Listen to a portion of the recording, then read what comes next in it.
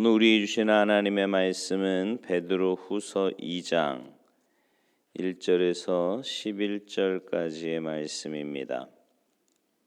베드로후서 2장 1절에서 11절까지 우리 한 목소리로 봉독하시겠습니다.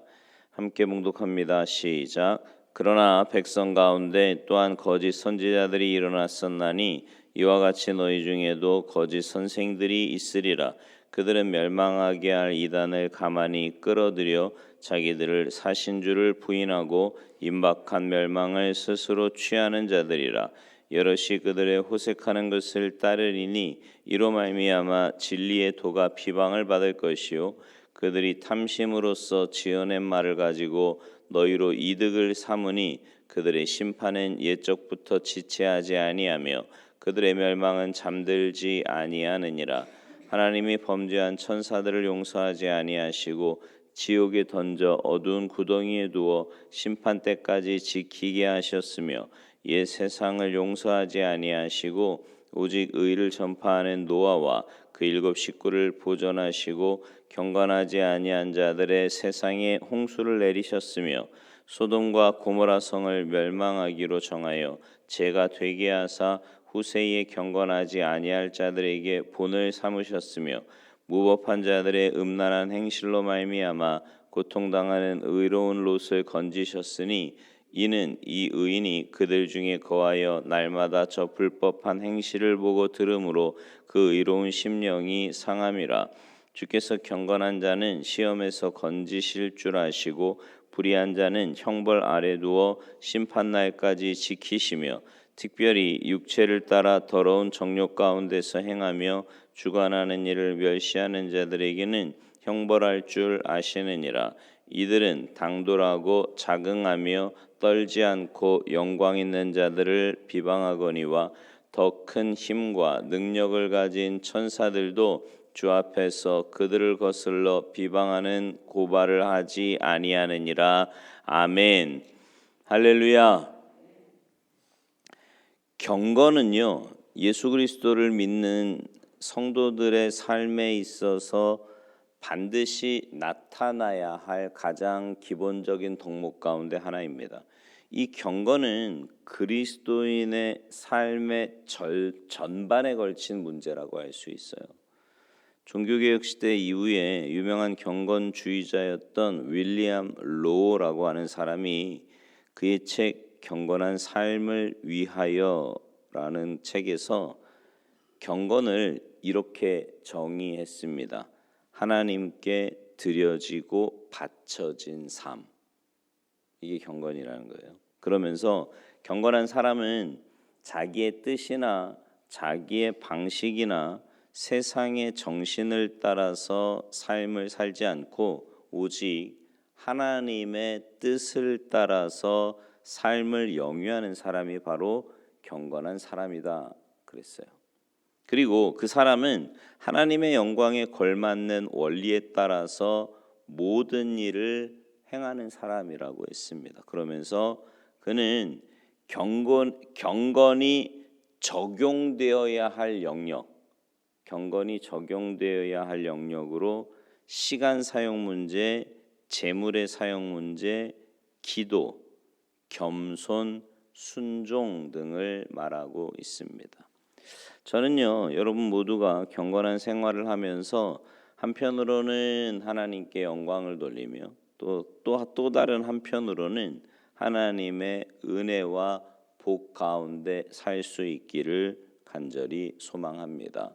왜냐하면 경건한 생활은 하나님 나라의 백성답게 사는 생활이기 때문에 하나님께 영광을 돌리는 생활이고요. 동시에 하나님의 은혜와 복을 경험하는 방법이기 때문입니다. 베드로는요, 당시의 성도들이 신앙의 기본 진리에 대해서 회의하거나 의심하는 사람들을 염두에 두고 이 편지를 썼는데요. 당시 성도들은 로마 통치하에서 무서운 박해를 받고 있었지요. 예수님을 믿는 일 때문에 많은 손해와 희생을 감수해야 하는 어려운 상황 가운데 처해 있었습니다. 그 상황이 잠시만이 아니라 오랫동안 지속되었기 때문에 신앙에 대한 회의가 나타나서 신앙생활 체계에 이제 혼란을 가져오게 된 거예요. 그 결과 일상생활에 많은 변화들이 나타나게 되었습니다. 특별히 주님의 재림으로 이루어지게 될 새로운 세계를 부정함으로 삶에서 도덕성이 해이해지게 되고요. 역사 가운데 어떻게 책임적인 존재로 살아야 할 것인지에 대한 방향성을 잃게 됩니다. 그러니까 이 성도들이요, 이제 재림에 대한 확실한 것을 가지고 있으면 그러면 삶 자체가 달라지지 않겠습니까? 근데 이제 그 재림 신앙이 흐려지니까 삶이 엉뚱해지는 거죠. 뿐만 아니라 당시에 거짓 선지자들까지 나타나서 성도들의 삶을 미혹을 했어요. 오늘 본문 1절부터 3절에 이 편지를 기록할 당시에 교회 상황을 잘 설명해 주고 있는데 거짓 선지자들이 백성 가운데도 일어났고 교회 안에도 일어났다 그랬어요. 베드로는 이 사람들의 몇 가지 특징을 설명하고 있는데 첫 번째는 자기들을 사신 주를 부인하는 자들입니다. 여기 자기들을 사신 주님이라고 하는 것은요, 문자 그대로 바꾸면 자기들을 값을 주고 사신 주님이라는 말인데요. 우리가 성경에 많이 나오는 말로 바꾸면 자기들을 구속해 주신 주님이라는 뜻입니다. 교회 안에 있는 거짓 선생은 예수 그리스도를 부인하는 자들이에요. 그러면 거짓 선지자들이 왜 거짓 진리를 가르칠까요? 그 이유가 3절에 나오는데 그들이 탐심으로써 지어낸 말을 가지고 너희의 이득을 삼았다 이렇게 말해요. 이 말씀을 보면 거짓 선지자들의 탐심 때문에 자기들이 지어낸 말을 퍼뜨리고 그걸 통해 자신의 이익의 도구로 삼으려고 하기 때문입니다. 거짓 선지자들은 하나님의 백성을 이용해서 그들의 돈주머니를 채우려는 사람들이에요. 이런 사람들은 고린도 교회에도 있었는데요. 고린도후서 2장 17절에 보면 하나님의 말씀을 혼잡하게 하는 자들이라고 나타나 있지만 원어에 보면 하나님의 말씀을 돈을 목적으로 파는 사람이다 이런 뜻입니다. 그러면 왜 사람들이 이들이 지어낸 이 잘못된 교리를 따르게 될까요? 한 신학자는 그 요인 중에 하나를 거짓 선지자들의 달변을 지적합니다. 그들의 특징은 되게 언변이 좋고요. 자기 주장을 거침없이 내세운다는 거예요. 그들은 청중의 귀를 모을 수 있는 달변과 지식을 앞세워서 사람들을 모은다는 거지요. 근데 더 중요한 이유는 거짓 선지자들의 교훈이 그들의 삶을 복잡하지 않고 편하게 해준다고 믿기 때문입니다. 그러니까 사실 거짓 선지자들은 성경에 대해서 자세히 공부할 필요도 없고요. 열심히 기도할 필요도 없어요. 교회 열심히 다닐 필요도 없고 뭐 지옥과 천국도 그냥 애매하게 모호하게 가르쳐서 다 천국에 갈 수 있는 것처럼 그렇게 가르칩니다. 하나님 말씀에 따라 고난을 받아야 한다고 가르치지도 않지요. 근데 거짓 선지자들의 이런 잘못된 가르침은 필연적으로 부도덕한 삶으로 나타날 수밖에 없는 거예요. 그래서 베드로는 그 점을 2절에서 이렇게 지적합니다. 여럿이 그들의 호색하는 것을 따르리니 이로 말미암아 진리의 도가 비방을 받을 것이요. 여기 호색은 원어적인 의미로 쾌락을 즐기기 위해 부끄러움을 모르는 욕심을 말하는데요. 이게 이제 성적인 문제뿐만이 아니라 돈이나 도덕적인 문제도 다 포함하고 있습니다. 그래서 이 말은 쾌락을 위해서 부끄러움도 개의치 않고 수단과 방법을 가리지 않는 것, 그것을 말하는 거예요. 그리고 이런 거짓 선지자들의 길을 따라가는 사람들을 가리켜서 오늘 본문 10절에서 구체적으로 이렇게 표현합니다. 육체를 따라 더러운 정욕 가운데서 행하며 주관하는 일을 멸시하는 자들. 여기 육체라는 표현은 죄의 본성을 가진 인간이라는 뜻입니다. 그래서 죄인의 본성을 가진 인간의 잘못된 정욕에 따라 사는 그런 사람들을 말해요. 죄인된 인간의 악한 본성에 따라서 더러운 욕심을 행하는 사람이라는 뜻이지요. 베드로는요, 거짓 선지자들의 가르침을 따르지 않고 하나님의 말씀을 따라 사는 사람을 가리켜 경건한 사람이다 이렇게 말합니다. 경건한 사람은 하나님의 뜻을 따라 삶을 살아가는 사람이고요. 하나님의 영광에 걸맞는 원리에 따라 모든 일을 하는 사람입니다. 이런 사람들은 자신의 이기적인 욕심에 따라 사는 사람이 아니라 다른 사람을 위해 봉사하고 헌신하고 희생하는 사람이에요. 세상의 정신과 세상의 방식과는 분명히 다른 정신이 깃들고요, 다른 방식의 삶이 녹아나 있습니다. 세상 사람들은 그런 그리스도인의 삶의 덕행과 삶의 기품을 보고 우리가 믿는 기독교에 대해서 관심을 기울이게 되고요, 우리가 믿는 예수님을 알아가고 싶어 하는 거죠. 그러면 우리가 경건한 생활을 해야 할 가장 중요한 이유가 뭘까요? 그 이유는 하나님께서 경건한 자는 시험에서 건지시지만 불경건한 또 불의한 자는 형벌 가운데 두어서 심판날까지 고통을 받게 하시기 때문입니다.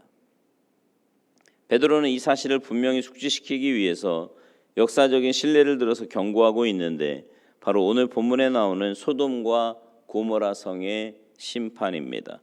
베드로는 이런 역사적 사실을 예로 들면서 결론적으로 9절 이하에서 이렇게 말합니다.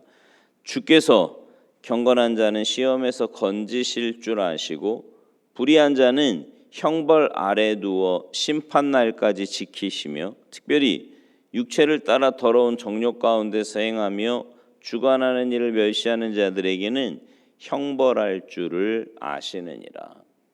사랑하는 성도 여러분, 하나님께서 경건한 생활을 하는 자들은 모든 시험에서 건지시고 함께 하시고 은혜 주실 줄 믿습니다. 그러나 죄의 본성에 따라서 더러운 정욕 가운데서 산다면 하나님의 심판을 면하지 못할 거예요.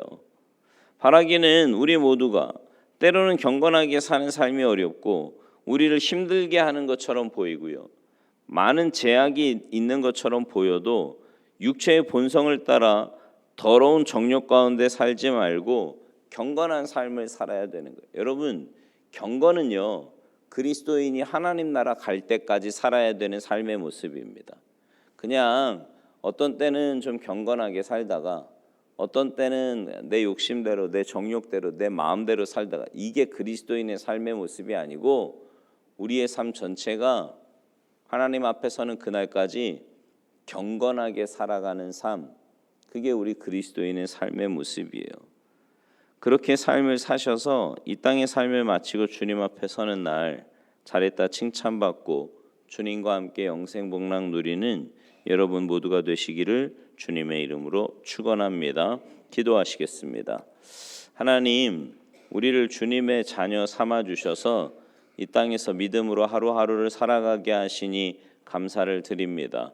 하나님 나라 백성된 저희들이, 주님의 자녀된 저희들이 살아야 할 삶의 모습은 경건한 삶임을 하나님의 말씀을 통해서 깨달았는데, 하나님, 악한 원수 마귀는 어떻게 해서든지 우리의 경건한 삶을 흐트러뜨리려고 하고 그냥 세상 사람들처럼 그렇게 대강 살아도 괜찮은 것처럼 자꾸만 우리를 유혹하지만, 하나님 앞에서 또 우리 안에 계신 성령님께서 이끄시는 대로 매일매일의 삶이 하나님 앞에서의 삶, 하나님이 보시기에 기뻐하실 만한 경건한 삶을 살도록 주님 도와주시옵소서. 그래서 이 땅에서부터 주님과 동행하며 그리스도인다운 거룩한 성도의 삶을 보여주며 살다가 주님 오라고 하시면 그 영원한 천국에서